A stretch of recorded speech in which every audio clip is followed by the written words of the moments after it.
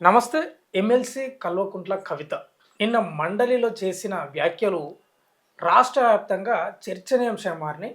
అటు బీఆర్ఎస్ పార్టీలో లేకపోతే బీఆర్ఎస్ నాయకులకు కొంత కలవరపాటు గురి చేస్తుంది. ఎందుకంటే మామూలు వ్యాఖ్యలు చేయలేదు, చాలా తీవ్ర వ్యాఖ్యలు చేసింది. మనం చూసుకుంటే కల్వకుంట్ల కవిత హరీష్ రావుపై అడపాదడప కేటీఆర్పై అప్పుడప్పుడు వ్యాఖ్యలు చేస్తుంది. కానీ శాసన మండలిలో ఒకటే కేసీఆర్ను టార్గెట్గా మాట్లాడినట్లు స్పష్టంగా కనిపించింది. కొంత తీవ్ర భావోద్వేగానికి గురైంది. ఇవే అంశం ఇప్పుడు రాష్ట్ర వ్యాప్తంగా చర్చనీయాంశంగా మారింది.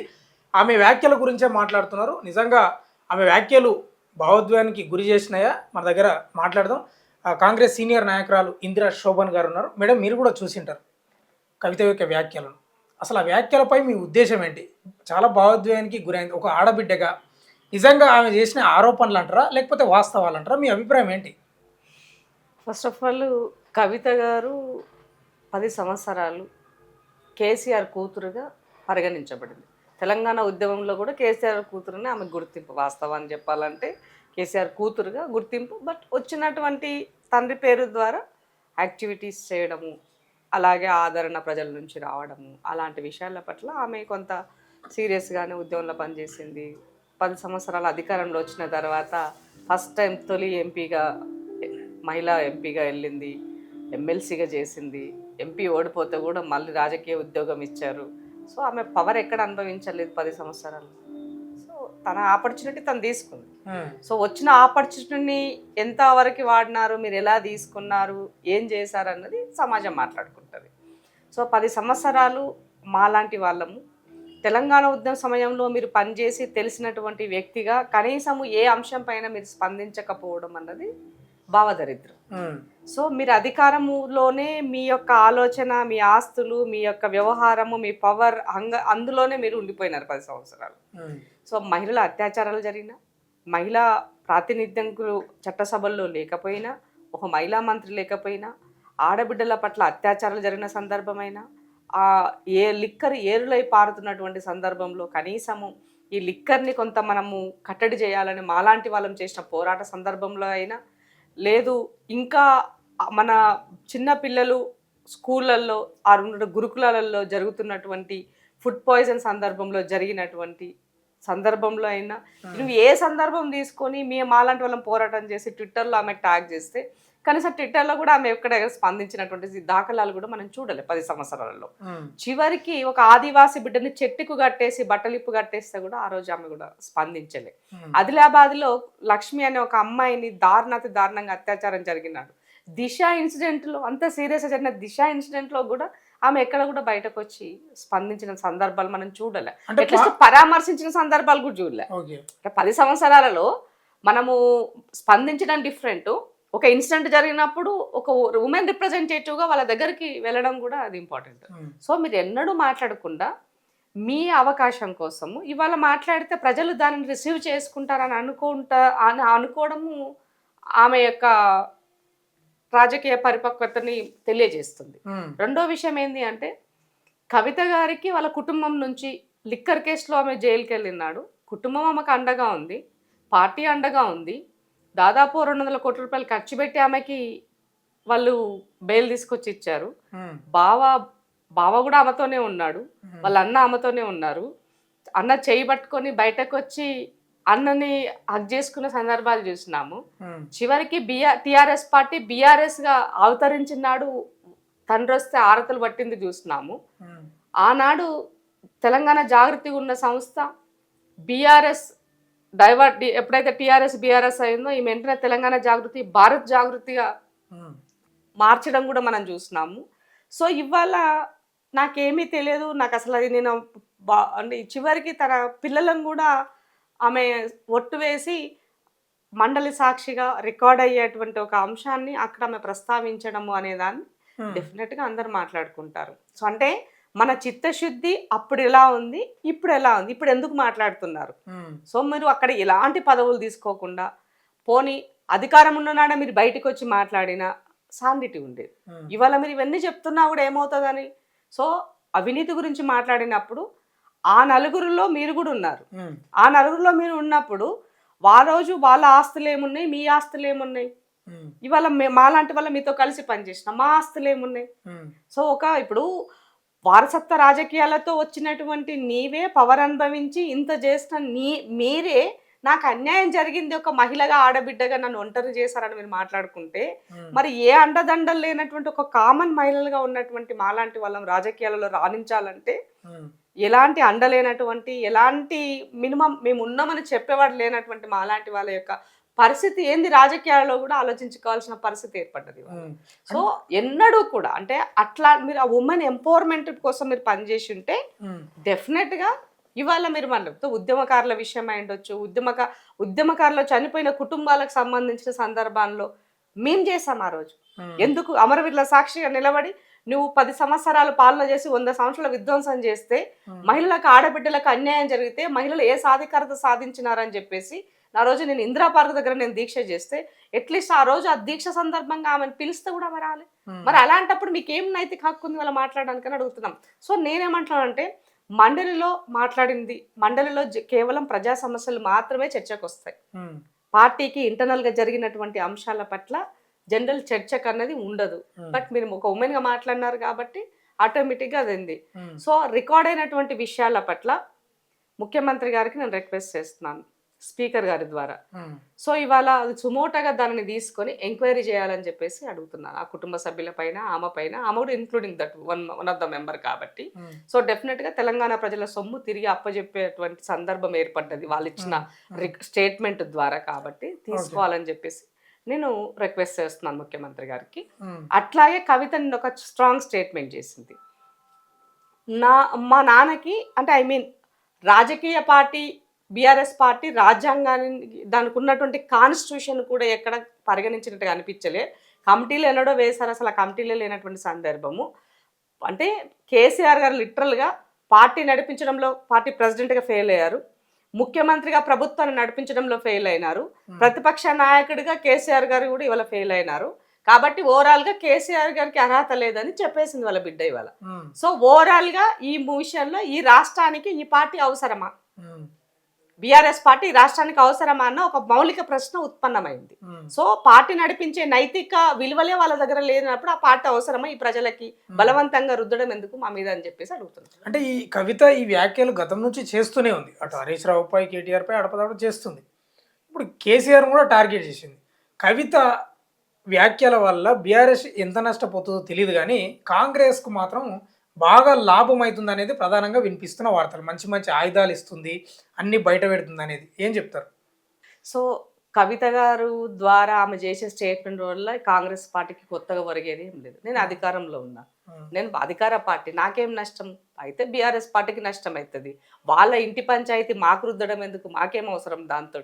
ఇంటి పంచాయతీ తెంచుకోలేని రామారావు, ఇంటి పంచాయతీ తెంచుకోలేని హరీష్ రావు ఇవాళ కవిత అడిగే ప్రశ్నలకు సమాధానం చెప్పలేని పరిస్థితిలో వాళ్ళు ఉన్నారు. వాళ్ళకి ఇవాళ కాంగ్రెస్ పార్టీకి ఏం సంబంధం? సో కాంగ్రెస్ పార్టీ ప్రజలకు ఇచ్చిన మాట కోసం, ప్రజా సంక్షేమం కోసం రేవంత్ రెడ్డి గారి నాయకత్వం బ్రహ్మాండంగా పనిచేస్తుంది, మాకు ఎలాంటి అది లేదు.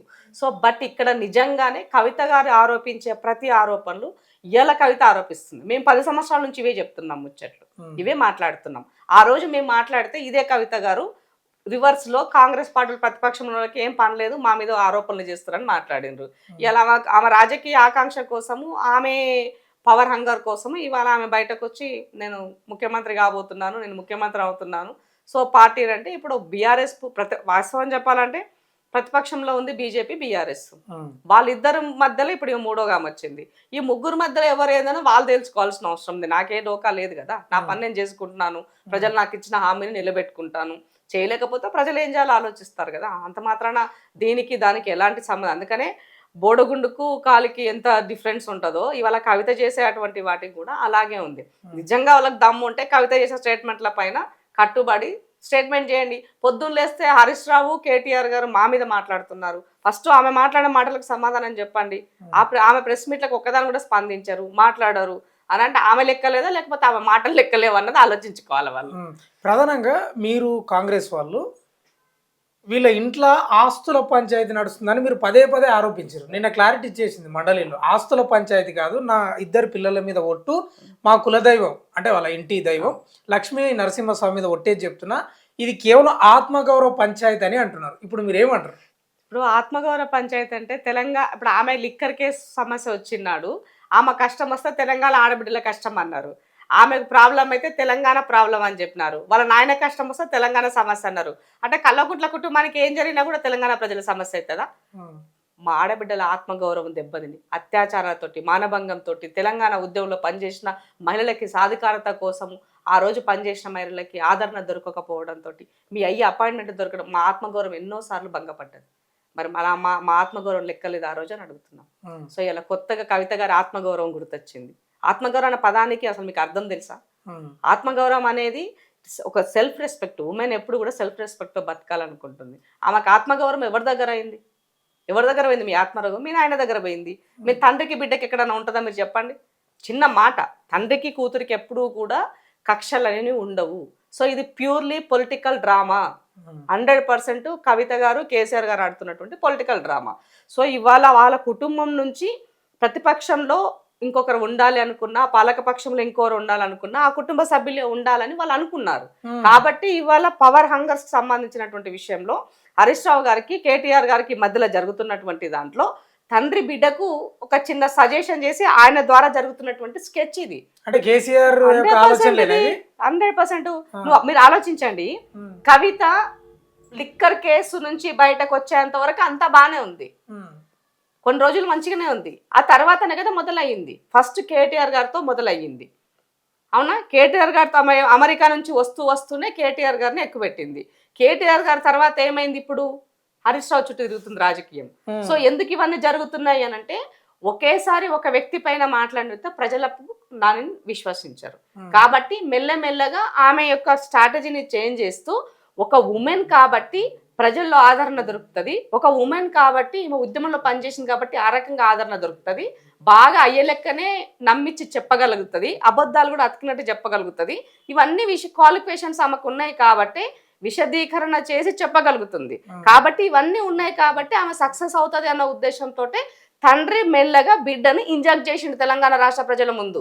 ఇది ఈ రోజు కాదు, నేను ఆ రోజు చెప్పిన, నేను మళ్ళీ కూడా ఈ రోజు చెప్తున్నాను. అంటే మీరేమో నమ్మిస్తుంది అంటున్నారా? కన్నీళ్లు పెట్టుకున్నది మీరు అట్లా మాట్లాడితే ఎట్లా? సరే, ఇప్పుడు తండ్రిని బిడ్డని అంటే దూరం అవుతూ ఉన్నప్పుడు కొన్ని సందర్భాల్లో కొన్ని ఎమోషనల్ ఉండొచ్చు, నేను కాదండి. ఆమె కన్నీళ్ళు పెట్టిందని నేను దాన్ని తప్పు పట్టట్లేదు. సో ఒక ఉమెన్ ఏడ్చినప్పుడు తనకి భావోద్వేగం గురైనప్పుడు ఏడవచ్చు. దాన్ని అప్పుడు అంత ముందుకు అరవింద్ ఆమెనేమో అన్నాడు అని చెప్పేసి ఆ రోజు కూడా కన్నీళ్ళు పెట్టుకుంది ప్రెస్ మీట్ ముందు ఆమె. సో ఉండొచ్చు, నేను కాదండి. బట్ కానీ అల్టిమేట్గా ఇది ప్యూర్లీ పొలిటికల్ డ్రామా అని చెప్తున్నాను నేను. సో నేను చెప్పినటువంటి మాటలకి మీరు కనెక్ట్ చేసుకోండి. నేను చెప్పినటువంటి వాస్తవమా కాదన్నది మీకు అర్థమవుతుంది.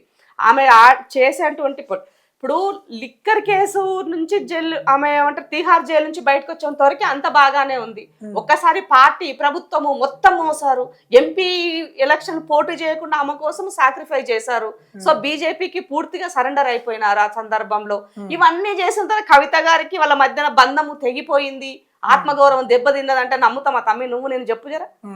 కాబట్టి ఇది కంప్లీట్లీ రాబోయే రోజుల్లో వచ్చే దాంట్లో పొలిటికల్ డ్రామాలో కవితని పావుగా వాడబోతున్నారు అన్నది మీకు అర్థమై ఉండాలి ఈ సందర్భంలో. అంటే దీంట్లో ఒక క్వశ్చన్ రేజ్ కావాల్సి వస్తుంది ఇప్పుడు. ఎందుకంటే పొలిటికల్ డ్రామా అంటున్నారు, పొలిటికల్ ప్యూర్లీ.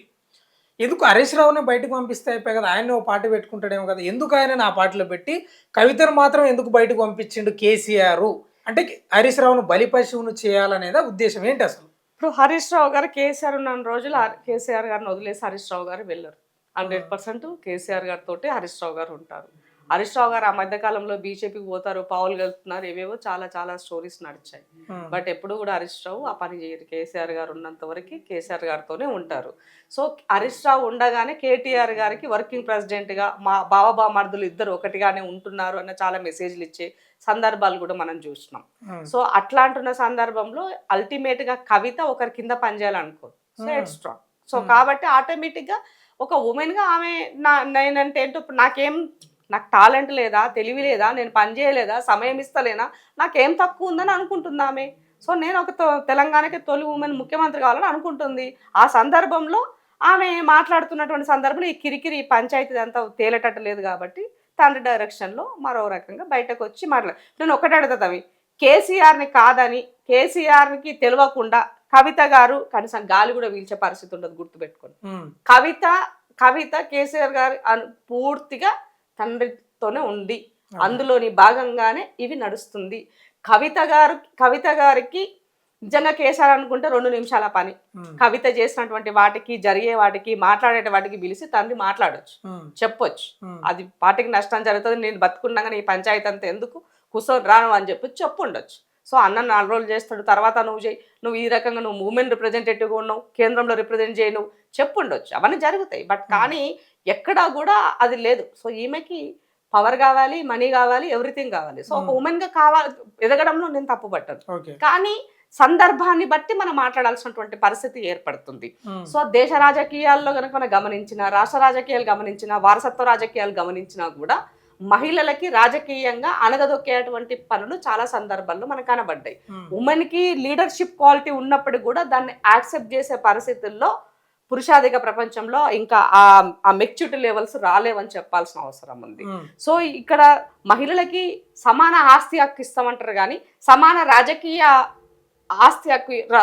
హక్కు ఇవ్వడానికి ఎవరు ఒప్పుకోరు. కాబట్టి ఇవాళ ఆమె ఉన్నటువంటి హెడ్ స్ట్రాంగ్ కి తండ్రి ద్వారానే ఇది 3వ రూపకంగా బయటకు వచ్చింది. అయితే తండ్రి అవుతాడు, కొడుకు అవుతాడు, బిడ్డ అవుతుంది, లేదనుకుంటే ఇంకెవరన్నా ఉంటారు. రేవంత్ రెడ్డి వీళ్ళు ఎన్ని కలలు కన్నా కూడా రేవంత్ రెడ్డి గారే నెక్స్ట్ కూడా కాబోయే సీఎం. నెక్స్ట్ 10 సంవత్సరాలు కూడా రేవంత్ రెడ్డి గారే ఉంటారు. అది గుర్తుపెట్టుకోవాలా. అదేం తెలియకుండా ఊరికే ఎందుకు ఇవన్నీ చెప్తున్నానంటే, మీరు చేసిన గాయాలు మానలే తెలంగాణ సమాజంలో. ఆ గాయాలు ఇంకా కూడా నిత్యము పచ్చి పుండుగానే ఉన్నాయి, కనబడుతున్నాయి. సో కాబట్టి ఏ వర్గమైనా, ఏ వర్ణమైనా ఇవాళ మిమ్మల్ని పట్టించుకునే పరిస్థితి లేదు. కవిత గారిని సింపుల్ ఒక్కటే అడుగుతానని, నిజంగా తెలంగాణ బిడ్డల మీద ప్రేమ ఉండి సామాజిక తెలంగాణ కోసం మీరు కావాలని అడిగినప్పుడు మీరు ఎమ్మెల్సీ ఇచ్చే ముందు మీ ఎమ్మెల్సీ ఎవరు ఎమ్మెల్సీ? ఒక బీసీ మహిళ ఎమ్మెల్సీ మీరు తీసుకున్నారు. నిజామాబాద్ సంబంధించినటువంటి బీసీ మహిళ మీ పార్టీలో చేరినప్పుడు కాంగ్రెస్ పార్టీ మండలిని తెలంగాణ టీఆర్ఎస్ మండలిలో విలీనం చేస్తున్నామని లెటర్ ఇస్తే ఆమెను మీ పార్టీలో చేర్చుకున్నారు. ఆమెకు రెన్యువల్ చేస్తామని చెప్పినారు. రెన్యువల్ చేయడం కోసం అన్ని రెడీ చేసుకోమని కేసీఆర్ గారు చెప్పినారు. చివరికి ఆమెకు ఎమ్మెల్సీ ఇవ్వకుండా కవిత గారికి ఎమ్మెల్సీ ఇచ్చారు ఆ రోజు. అంటే మరి ఒక బీసీ మహిళ ఎమ్మెల్సీ మీరు తీసుకున్నారు కదా, మరి ఆ రోజు ఎందుకు వ్యతిరేకించలే? వద్దు నాయన, బీసీ బిడ్డది సామాజిక తెలంగాణలో ఇది ఇంపార్టెంట్, సామాజిక న్యాయం జరగాలని ముందుకు చెప్పాలి ఆ రోజు మీరు మీ నాయనకి. లాజికలే కదా ఇది.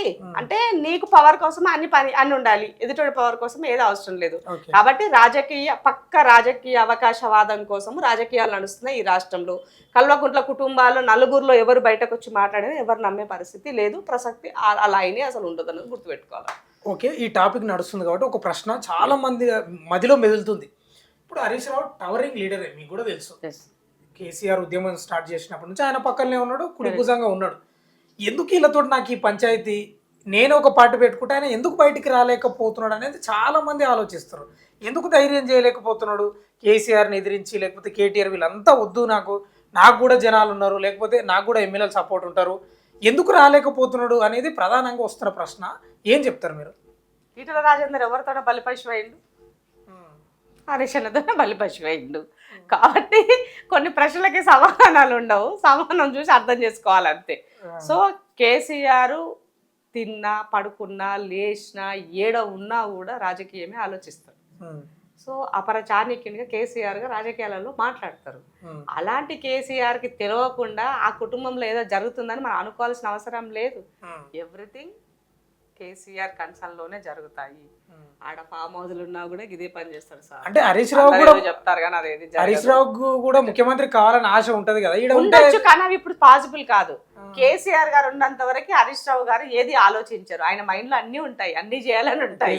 కానీ మామ ఉన్నంత వరకు అల్లుడు ఏమి చేయడు, చేయడానికి ఇష్టపడాడు ఆయన. సో అది ఆయన లాయల్టీ అవ్వచ్చు, ఆయన విజ్ఞత అయ్యుండొచ్చు, వాట్ ఎవర్ ఇట్ మేబీ ఏదైనా అయ్యుండొచ్చు. బట్ హరీష్ రావు గారు ఎప్పుడు కూడా కేసీఆర్ గారు ఉన్నంత వరకు అలాంటి సాహసోపేతమైన నిర్ణయాలు చేయరు. కవిత కూడా మాట్లాడుతూ బహిరంగంగా స్టేట్మెంట్లు కూడా ఇస్తున్నాయి, ఎప్పటికైనా నేను ముఖ్యమంత్రి అయితే దేవుని దయ వల్ల, ప్రజల దయ వల్ల. కోరుకున్న తప్పులేదు కదా, దాంట్లో నేను ఏం చేసినది మాట్లాడుకుంటది సమాజం. 2028లో కానీ లేకపోతే 29లో కానీ సాధారణ ఎన్నికలు వస్తాయి. అప్పుడు ప్రధానంగా పోటీ కవిత పార్టీతోటే ఉండబోతుందా కాంగ్రెస్ కు? ఆరులేడు సూర్యులేడు ఆలుపిల్ల సోలికి అన్నట్టు ఇంకా ఏమి కాలేదు. చాలా కాన్ఫిడెన్స్ ఉంది కవిత. కాన్ఫిడెన్స్ ఉండాలి, కాన్ఫిడెన్స్ ఉంటేనే మనం పని చేయగలుగుతాము. కాబట్టి ఇప్పటికిప్పుడు ప్రజలు ఆమెకి ఆదరణ చేసి హక్కున చేర్చుకుంటారని అయితే నేను అనుకోవట్లే. అంటే నేను గమనించినటువంటి కొంత అనాలిసిస్ ప్రకారంగా ఇట్స్ టేక్ టైం. ఆమె ఉమెన్ లీడర్షిప్ ఎదగాలి చెయ్యాలి అని ఆమె అనుకున్నప్పుడు డెఫినెట్గా ఆమెకు ఆలోచన ఉన్నప్పుడు వేచి చూడాల్సినప్పుడు తెలంగాణ ఉద్యమకారులు అమరవీరుల స్తూపం ముందు నిలబడి జనం బాట పట్టే ముందు క్షమాపణ కోరింది. నన్ను క్షమించండి, నేను అనుకున్నంతగా చేయలేకపోయినానని చెప్పింది. Okay, right. ఒక క్షమాపణ చెప్పంటే పశ్చాత్తాపడ్డావు. సో ఆ పశ్చాత్తాపానికి ఇప్పుడు ప్రజల్లో తిరిగి జనం బాటలో సమస్యల పట్ల ఎత్తి చూపుతున్నారు. So okay, good. దేనిని ఇంకా ఏంటి అలా మనం ఈ రోజు ఉన్నది రేపు ఉండదు, రేపు ఉన్నది ఎల్లుండి ఉండదు. సో కాలం మారుతున్నందుకు ప్రజల్లో కూడా కొంత మార్పు వస్తుంది. కష్టపడుతున్నప్పుడు డెఫినెట్గా ప్రజలు ఆదరిస్తారు. ఆ కష్టం ఎలా ఉంటుంది, ఏ రూపకంగా ఉంటుంది, ఆమె ఎలా చేస్తారు, ఆమె పోరాట పటిమం ఏముంటుంది అనే దాన్ని బట్టి ప్రజలు డిసైడ్ చేస్తారు. సో ఇప్పటికిప్పుడు మనం ఏది డిసైడ్ చేయలేం కాబట్టి 100% కాంగ్రెస్ పార్టీయే ఉంటుంది అని మాత్రం చెప్పగలను నేను. ఎందుకంటే కాంగ్రెస్ పార్టీ జెన్యున్గా ఇచ్చిన మాటకు కట్టుబడి నిలబడి అది 600 అయినా 7 ఏదేమైనప్పటికీ కూడా ఆర్థికంగా కష్టంగా ఉన్నప్పటికీ కూడా సమస్య పరిష్కార దిశ కోసం రేవంత్ రెడ్డి గారు ఆర్నిషలు పనిచేస్తున్నారు. కాబట్టి ఇవాళ ఉండే సమస్య పోటీ అంతా ఎవరికి ఉంటుంది? కేసీఆర్కు, కవితకు, బీజేపీకి. వాళ్ళ మధ్య వాళ్ళు అనుకోవాల్సిందే. మాకు ఎలాంటి దోకా లేదు. కాబట్టి 100% ప్రజాక్షేత్రంలో ఎవరు ఏ ముసుగుల్లో ఏ రూపంగా వచ్చినా కూడా ప్రజలు చాలా అలర్ట్గా ఉన్నారు. They know everything. ఓకే, చివరి ప్రశ్న. మండలిలో మాట్లాడుతూ స్పీకర్ గారికి కూడా గుత్తా సుఖేందర్ రెడ్డి గారు నాది ఆమోదించండి, నా రాజీనామాకు సంబంధించండి. అధ్యక్ష, నేను ఇప్పుడు ఒక మహిళగా అంటే ఒక వ్యక్తిగా వెళ్తున్నా, శక్తిగా తిరిగి వస్తా అంటుంది. నిజంగా వస్తుంది అంటారా? ఆ స్కోప్ ఉందంటారా? ఇప్పుడు ఒక శక్తిగా తిరిగి రావాలని నేను కూడా కోరుకుంటా. ఒక మహిళ లీడర్షిప్లో ఒక మహిళగా ఎదిగి ఇంకో 10 మంది మహిళలను రాబోయే 33%లో ఒక 60 మంది మహిళలని ఎమ్మెల్యేలుగా గెలిపించుకునేటువంటి అవి రిసీవ్ చేసుకొని, ఎందుకంటే ఇప్పుడు కావాల్సిన డబ్బు సంపాదించారు, అన్నీ ఉన్నాయి ఆమె దగ్గర. కాబట్టి ఆ దిశగా తను నిజంగా సక్సెస్ అయితే ఫస్ట్ కంగ్రాచులేషన్ చెప్పేది నేను, ఎందుకంటే ఉమెన్ లీడర్షిప్ కావాలని కోరుకుంటాను కాబట్టి. సో ఇక్కడ ఆమె ఎంతవరకు సక్సెస్ అవుతారన్నది మనం ఆలోచించుకోవాలి. వ్యక్తి శక్తిగా మారిందన్న దాంట్లో ఈ మధ్య కాలంలో నిన్న చూస్తున్నాను, జయలలిత గారితో కంపారిజన్ చేస్తున్నారు వాళ్ళందరూ కూడా. సో జయలలిత గారి కంటే కంప్లీట్ డిఫరెంట్. జయలలిత గారు చట్టసభల్లో కౌరవ సభల్లో ఎట్లయితే అవమానానికి గురైందో అలా అయ్యింది. కాబట్టి ఆ పట్టుదలతో ఇండివిజువల్గా ఆమె ఎదిగి బయటకు వచ్చి ఆ రోజు ఆమెను ప్రూవ్ చేసుకుంది జయలలిత గారు. సో ఇందిరాగాంధీ గారు కూడా ఆమె పార్టీలోనే ఆమెకు అవమానం జరిగితే బయటకు వచ్చి పార్టీ పెట్టి మళ్ళీ ఆమె ఇందిరా కాంగ్రెస్ ద్వారా ఆమె ప్రూవ్ చేసుకొని ఉక్కు మహిళగా ప్రూవ్ చేసుకుంది. సో ఇవాళ మరి కవిత గారికి ఎలాంటి అన్యాయం జరిగింది? అంటే ఇప్పుడు లిక్కర్ కేసు నుంచి బయటకు వచ్చేదాకా అంత బాగానే ఉంది కదా, ఎక్కడ బయట కూడా ఎక్కడ మాట్లాడలే కదా అప్పటిదాకా. సో మరి అలాంటప్పుడు ఈ దాంట్లో ఆమె ఎక్కడ అవమానపడిందని అడుగుతున్నాను. అవమానపడితే వాళ్ళ కుటుంబ సభ్యులతో, కుటుంబ తగాదాలు ప్రజలకేం సంబంధం లేదు కదా. మీ ఇంటి పంచాయతీ ప్రజలకు సంబంధం లేదు. ప్రజా సమస్యల పరిష్కార దిశగా మీరు పనిచేస్తున్నప్పుడు మీ పైన దాడులు జరిగినా, మీ పైన ఎమ్మెల్యేనో ఎంపీనో లేదంటే ఇంకెవరైనా శక్తులు ఉగ్రవాదులు ఇంకెవడో మీ పైన దాడి చేస్తే నిజంగానే కవిత గారికి అవమానం జరిగింది, ఈ అవమానంతో నేను రిజైన్ చేసిపోతున్నాను, ఒక శక్తిని యుక్తిగా తయారయ్యి నేను వస్తే సమాజంలో కంటే ఎవడన్నా రిసీవ్ చేసుకుంటాడు. ఎట్లా మీ స్క్రిప్ట్ మనమే రాసుకొని అన్ని మనమే చెప్పుకుంటే అట్లా కాదు కదా అట్లా. సో కాబట్టి అక్కడికి ఇక్కడికి కంపారిజన్ కదా. అందుకని అక్క కొంచెం గెటప్ కూడా చేసేసింది, తల లెక్క ఒక షిగేసుకొని కొంచెం చేంజింగ్ కనబడుతుంది. అందరూ అనుకుంటున్నారు అట్లాగనే అవుతుందేమో, అందుకనే అని వాళ్ళ నిన్నేదో డిబేట్లో చూసాను నేను జయలలితతో కంపారిజన్ చేసినప్పుడు, నాకు అర్థం చెప్పాను నేను అప్పుడు కూడా. సో కాబట్టి ఆ జయలలితకి ఈ కవితకి సంబంధం లేదు. కంపేర్డ్ రెండు కోణాలు, ఇద్దరు మహిళలు. కాబట్టి మీ కోణంలో మీరు ప్రూవ్ చేసుకోండి, ఆమె కోణంలో ఆమె ప్రూవ్ చేసుకొని వెళ్ళింది. మీ కోణంలో ఎప్పుడు ప్రూవ్? తెలంగాణ రాష్ట్రంలో జరిగినటువంటి రుగ్మతల పట్ల తెలంగాణ ఉద్యమంలో మనం ఎట్లా పనిచేసినామో ఇవాళ మీరు ఎట్లాగూ పనిచేస్తున్న సందర్భంలో ప్రజలు ఆశీర్వదిస్తారా, ఆశీర్వదించారా? లెట్ చూద్దాం ఏం జరుగుతుందన్న దానికి. షర్మిల గారు వచ్చారు, పనిచేశారు. పనిచేసిన తర్వాత తను ఇవాళ పక్క రాష్ట్రంలో కాంగ్రెస్ పార్టీ ప్రెసిడెంట్గా పనిచేస్తున్నారు. సో వారసత్వ రాజకీయాలతో వచ్చినటువంటి మహిళలే ఆ రకమైనటువంటి వివక్షతకు, ఆత్మగౌరవానికి గురవుతున్నామని వాళ్ళు మాట్లాడుకుంటే సమాజంలో ఉన్నటువంటి మాలాంటి కామన్ మహిళల గురించి కూడా ఈ సమాజం మాట్లాడుకునే పరిస్థితులు వస్తాయా రావా చూడాల్సిన అవసరం అయితే ఉంది. Okay, thank you. ఇది ప్రధానంగా ఎమ్మెల్సీ కవిత ఒక వ్యక్తి నుంచి శక్తిగా మారితే సంతోషం, ఒక ఆడబిడ్డగా నేను కూడా ప్రశంసిస్తా, సంతోషపడతాని ఇందిరా శోభన్ గారు చెప్తున్న పరిస్థితి కనిపిస్తుంది. కానీ ఇదంతా కేసీఆర్ ఆడుతున్న నాటకం, ఇది స్క్రిప్ట్, ఇది ఒక ప్లాన్ ప్రకారం జరుగుతుంది. తెలంగాణ రాష్ట్రంలో ఉంటే ఇంకో పార్టీ మన కుటుంబం నుంచే ఉండాలి. ఇదంతా కేసీఆర్ ప్లానే. వాళ్ళు ఈరోజు ఏదో నాకు అన్యాయం జరిగింది, మా పార్టీలో అట్లా జరిగింది, ఇట్లా జరిగింది అనేది అంత డ్రామా.